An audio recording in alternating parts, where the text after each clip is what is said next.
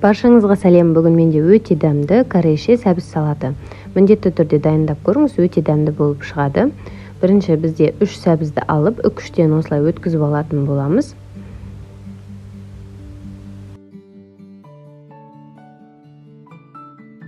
Өткізіп болғаннан соң үстінен 1 шай қасық тұзды, 1 шай қасық қантты саламыз. Енді қолымызбен араластырамыз.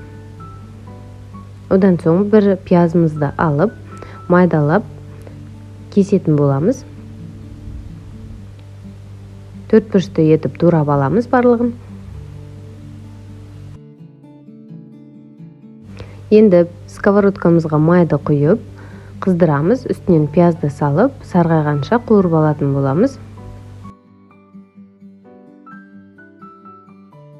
Дәл осылай сарғайған кезде ала берсек болады. Енді сәбіздің үстінен қара бұрыш, қызыл бұрыш және де кептірілген чеснокты салып, үстінен қызып тұрған пиязымызды құямыз. Енді 1 шай қасық уксусты салып, жақсылап араластырамыз. Араластырып болғаннан соң, ыдысымызға, тарелкамызға салып берсек болады. Сонымен біздің өте дәмді, оп-оңай жасалатын сәбіз салатымыз дайын. Бетіне қаламұшша күнжіт жепсеңіз болады. Міндетті түрде жасап көріңіз.